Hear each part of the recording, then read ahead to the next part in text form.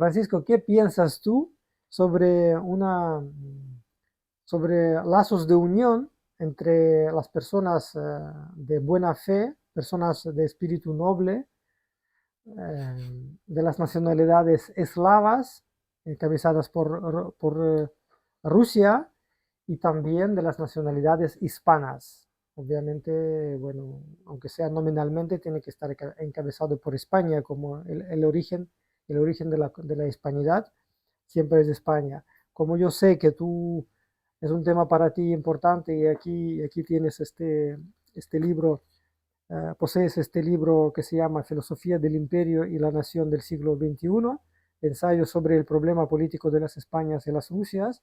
Claro, yo como una persona que pienso que necesitamos el mundo, en el mundo necesitamos la paz, porque no sé si sabes que en, en ruso la paz y el mundo es la misma palabra. Claro, pueden ser distintos significados, pero es la misma palabra. Mir, como el examen de los médicos. Pues, ¿qué piensas tú sobre este libro, sobre esta visión y qué puedes aconsejar? Todo lo que tú quieras decir para que esto sirva, porque yo pienso en la unión de estas famosas masas críticas cuando el sistema está podrido y el sistema español está podridísimo. Yo hoy he visto ese material sobre las violaciones de las niñas tuteladas en las Islas Baleares, donde todos los partidos están metidos como cómplices porque nadie pone el esfuerzo para investigar y para poner detrás de las rejas a los violadores, a todas estas personas de los servicios sociales que están entrometidos. Para mí es una señal de que el sistema está podridísimo. Esto no hay quien lo arregle y me gustaría que esto, bueno, que esto no continúe y no podemos tener una guerra civil porque estamos ya en otros tiempos. Yo pienso que no es posible ahora una guerra civil bruta venga a disparar unos en contra de otros, que es mucho mejor si hacemos un resumen intelectual y formulamos un proyecto. Bueno, estoy de acuerdo contigo en que la situación en España se ha degradado hasta extremos increíbles, ¿no? Esto es cierto, ¿no? Eh, la Constitución del 78, el régimen salido de la Constitución del 78, tenía ciertos problemillas, ¿eh? Que se han ido incrementando con el tiempo. Básicamente, el hecho de que les diera por convertir a España en un Estado prácticamente federal, dando una cantidad de competencias desmesurada a las regiones. Esto ha ido suponiendo, aparte de un gasto absolutamente desmesurado, que se podía haber empleado en beneficio de la economía española y en beneficio del pueblo, en lugar de servir para que las élites consigan dinero y consigan unos sueldos astronómicos. Hay que pensar, por ejemplo, que un presidente de una región como Cataluña pues cobra más que el presidente del gobierno de España, que es una cosa absolutamente demencial, cuando no hay ninguna necesidad de tantos gobiernos regionales, ni tampoco la ciudadanía los deseaba en su momento, como se vio, por ejemplo, cuando se hizo la votación del Estatuto de Autonomía de Cataluña, que hubo un porcentaje de abstención desmesurado. ¿eh? En el último estatuto todavía el porcentaje de abstención y de oposición fue superior todavía. Con lo cual está claro que la mayoría de la población pues no desea este régimen autonómico, que ha sido una de las cosas, no digo la única, que ha ido degradando absolutamente la situación de España. Entonces, a nivel, por ejemplo, si establecemos un paralelismo histórico entre la hispanidad y Rusia, entre las Españas y las Rusias, como dice este libro excelente de José Ramón Bravo, pues hay muchas semejanzas, muchos paralelismos. Hay que recordar que tanto España como Rusia han sufrido una leyenda negra brutal, promovida básicamente por los anglosajones, promovida por Inglaterra. Son dos países que están en extremos opuestos de Europa y que se han empeñado en una lucha importante contra el Islam, contra los árabes en el caso de España y contra el imperio turco en el caso de Rusia, que todo esto pues no ha sido reconocido, todo este esfuerzo importante por la civilización cristiana no ha sido reconocido en ningún momento por Gran Bretaña y por Francia, sino que por el contrario, pues promovieron leyendas negras en contra de España y en contra de Rusia. Entre otras cosas, porque bueno, se daban cuenta de que el poderío, la potencia de estas civilizaciones, porque son auténticas civilizaciones, pues podía eclipsarles a ellos, como de hecho sucedió durante varios siglos. En el caso de España, durante el siglo XV, XVI, XVII y buena parte del XVIII. Entonces, claro, esta leyenda negra ha tenido más éxito en el caso de España que en el caso de Rusia. En primer lugar, porque fueron capaces los ingleses, los anglosajones, aprovechando una coyuntura muy desfavorable para España, como fue la invasión francesa, la guerra de independencia contra Napoleón, pues ellos aprovecharon para excitar a las élites de los virreinatos españoles por medio de la masonería y, para convertirlas en unos clientes del Estado inglés, de la monarquía inglesa. Y por ese motivo el Imperio Español se fragmentó en 20 estados, ninguno de los cuales pues ha tenido peso político importante en el mundo de hoy. Hace 200 años que se fragmentó el Imperio Español y a todos los estados resultantes, incluido España, les ha ido peor.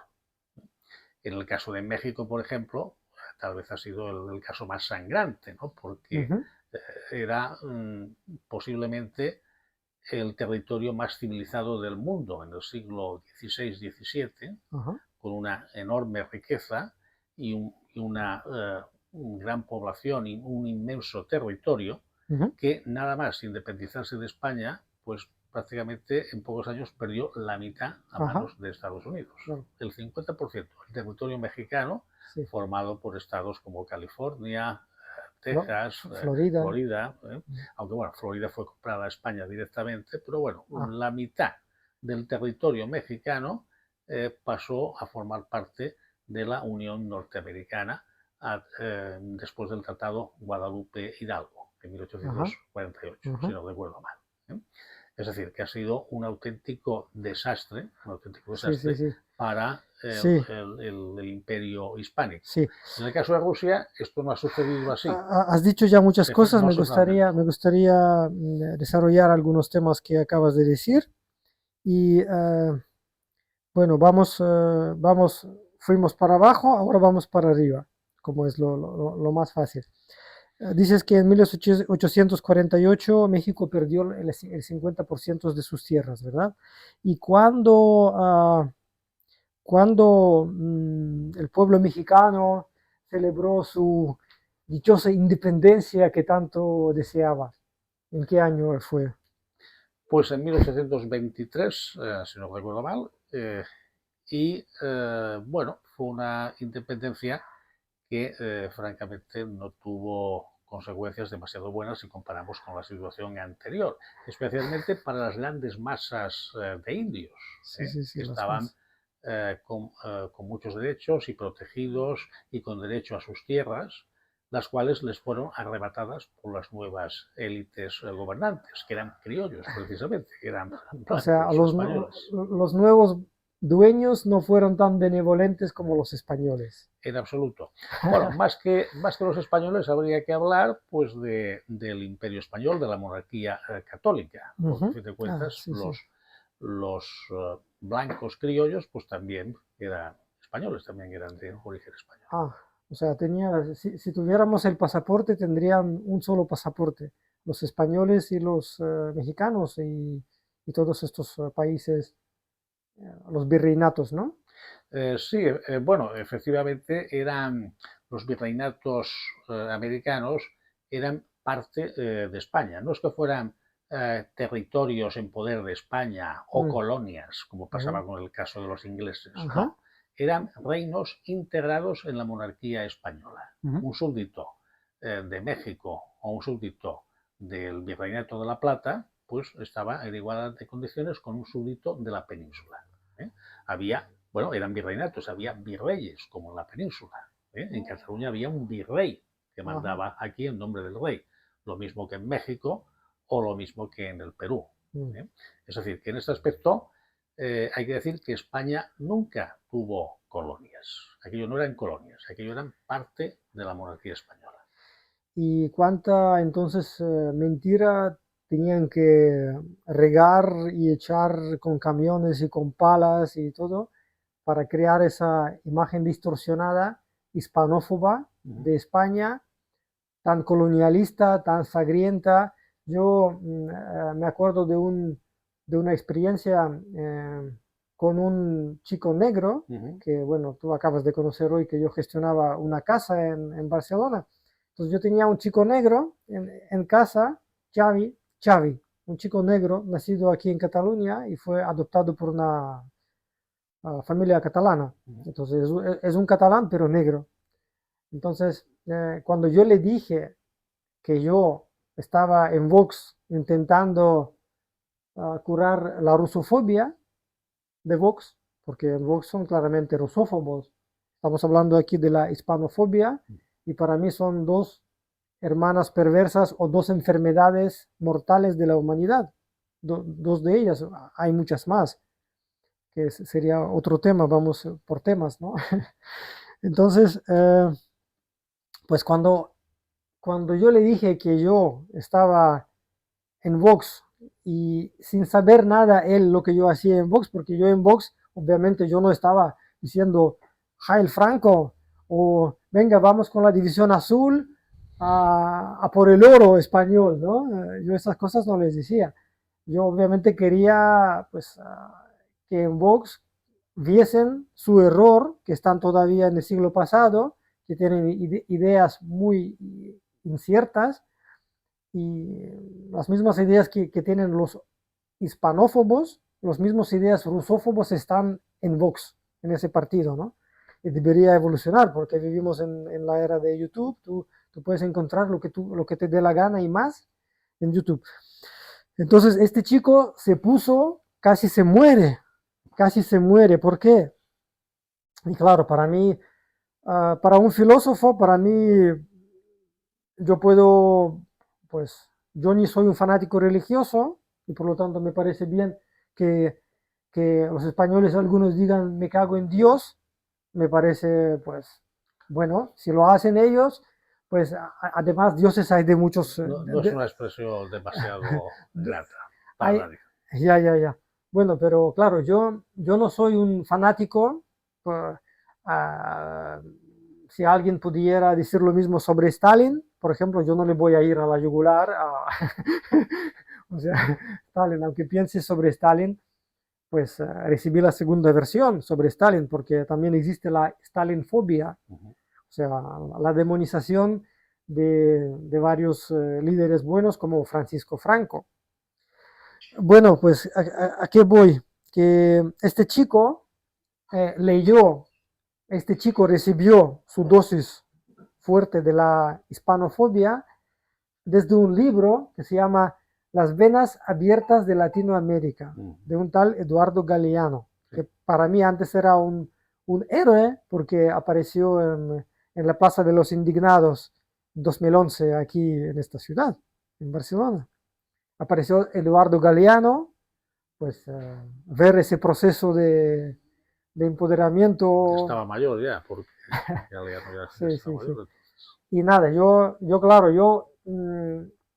en el momento que yo desde el 2020 empecé a, empecé a rebobinar todo lo que yo sé y claro, supe mucho más sobre el franquismo y ahora mismo yo veo a Stalin y Franco más o menos en el mismo nivel, pero no como demonios, sino como gente que hicieron las cosas lo bien que podían hacer, porque los líderes no siempre hacen todo lo que les dé la gana, como por ejemplo, sabemos que Putin no hace todo, o sea, el gobierno de Putin no hace todo lo que Putin haya dicho, porque existen unos decretos de mayo, Maisky decrete, cuando Putin pues, intentó con esos decretos hacer la vida del pueblo mejor, Bueno, pero el gobierno no hace lo que dice un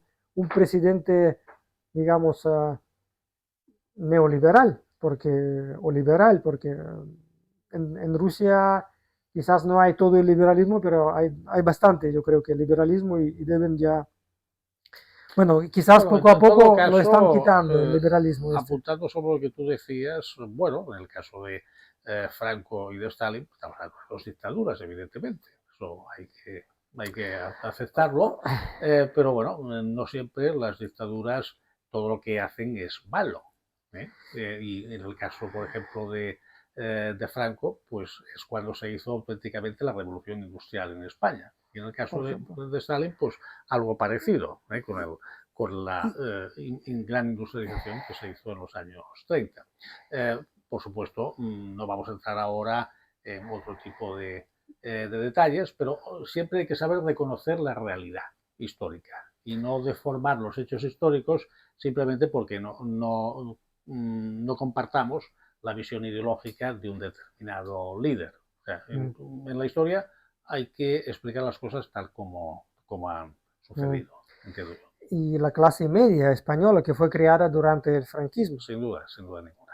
Sí, sí. Y el franquismo que no era fruto de Franco, sino yo creo que si en el Estado español hubieran como 100 francos, 100, Francisco, Javi y todos Franco, copias exactas, ¿no? Yo creo que haría mejor cosas. Eh, En todo caso, el caso de la España de Franco, cuando realizó su revolución industrial, su auténtica revolución industrial masiva a partir de los años 60, en cierta manera es parecido al de la China de Deng Xiaoping, en la cual, pues partiendo de un régimen, digamos, dictatorial, pues se ha conseguido un desarrollo humano y un desarrollo industrial, pues bueno, que ha convertido a estos países en mm, una referencia mundial, España en su mm, momento y China en la actualidad, ¿no? Y ujú. estas cosas pues hay que reconocerlas, con independencia de que te guste más o menos el régimen político o el dirigente en cuestión. En la sociología que yo siempre promuevo, que es la KOB, son siglas de la frase rusa Концепция общественной безопасности, KOB, que parece a la KGB, para recordar, Mm, significa otra cosa. eso espero. No, solo coincide la última palabra, безопасности, que es la seguridad, y la KGB tampoco. Si queremos cargar la hispanofobia, también invito al oyente a cargar la rusofobia, porque ¿cuántas veces he pensado yo que por paletos, los paletos de Vox, que lo son, ah, muy merecidamente obtienen la hispanofobia por ser rusofóbicos, precisamente, porque claro, trata al prójimo como a ti mismo y ya que padeces, aprende, no seas tonto. Porque Bueno, cuántas veces he hablado yo sí, de esto, de la la, rusofobia. claro, la rusofobia sí no tiene sentido, salvo que se le añada todo el tema este, todas las connotaciones de la leyenda negra antirrusa que fue promovida en su momento por los ingleses, fue creada y promovida por los ingleses. Otra cosa era el tema del comunismo. Durante la época del comunismo, evidentemente, pues había oposición hacia esta ideología y hacia este régimen político. Fue por este motivo por el cual, por ejemplo, pues España envió la división azul. Aquello no era una guerra contra los rusos en sí, sino contra el comunismo, que Mm. era diferente, ¿no?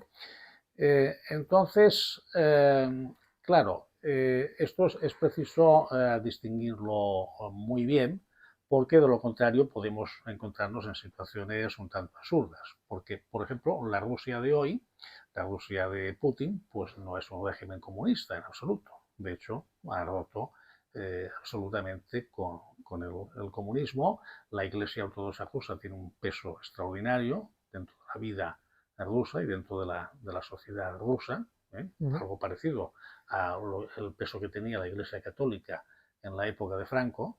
Y esto gusta mucho y atrae mucho a muchos sectores católicos, conservadores y tradicionalistas. Hay una cosa muy graciosa, no sé si lo conocerás, pero siempre era tradicional en España, y imagino que en el mundo católico en general, rezar por las intenciones del Papa y por la conversión de Rusia, por la conversión de Rusia del comunismo. ¿No? Ah, del comunismo. Yo pensaba que de Del, la ortodoxia no, no, no, al catolicismo. del comunismo. Del comunismo. De Mm. hecho, entre todos, si hay catolicismo, pues no hay muchas diferencias. Ujú, Hay muchas diferencias. ujú. Lo gracioso es que hoy muchos sectores tradicionalistas dicen que nosotros ahora, los católicos, rezamos por eh, la conversión del Papa, estamos hablando del Papa Francisco, por la conversión del Papa y por las intenciones de Rusia. Porque les gusta, digamos, que Rusia, por ejemplo, sea un país donde esté prohibida la pornografía, donde se fomente, digamos, pues el matrimonio entre un hombre y una mujer, el matrimonio normal, el matrimonio tradicional, donde no se fomente la homosexualidad, donde no se fomente toda esta ideología woke tan ridícula y tan grotesca, pues esto, lógicamente, gusta mucho a estos sectores conservadores. Bueno, este vídeo no puede ser infinito. De momento yo me pararía aquí y con esto mirando a la cámara. Muchas gracias, Francisco, por esas palabras tuyas. Este libro, obviamente, voy a ver qué comparto yo con este autor. Pienso que lo bueno es bueno en África. Tenemos en Rusia un dicho así. Y entonces lo bueno siempre en todos los sitios es bueno y pienso que voy a encontrar muchos puntos en común, muchos buenos puntos en común. Y con esto he dicho antes que la sociología KOB yo la defino como una caja de la Pandora del bien, que la podemos abrir como este libro solamente tiene un tema, pero bueno, un tema, este libro tiene muchos temas, porque son dos civilizaciones analizadas, ¿verdad, Francisco? Pues como una caja de Pandora, que no tenemos aquí una caja, pues abrimos una caja de la Pandora del bien. En la descripción del vídeo, en la descripción de este vídeo, pondré enlaces para que una persona pueda consultar esa sociología KOB y con esto podemos hacer un buen avance y ofrecer una alternativa a este sistema que dicen que es liberal, pero básicamente para mí es una palabra bonita para decir, para no decir satánico, y así podemos avanzar y ofrecer a la sociedad una alternativa, porque sin saber la alternativa tú no puedes protestar. Si no tienes una alternativa, por más ollas que golpees en las manifestaciones, por más cuerdas vocales que rompas gritando, las cosas no se cambian así. Y con esto llamo para las colaboraciones tanto con Francisco como conmigo, para todos youtubers y líderes de las opiniones, porque hay mucho que hablar. Yo este libro no lo he leído, pero me podéis creer que en Rusia hay muchísimos libros con novedades, para ver las cosas de otra manera, para dejar de ser hispanófobo y rusófobo. Gracias.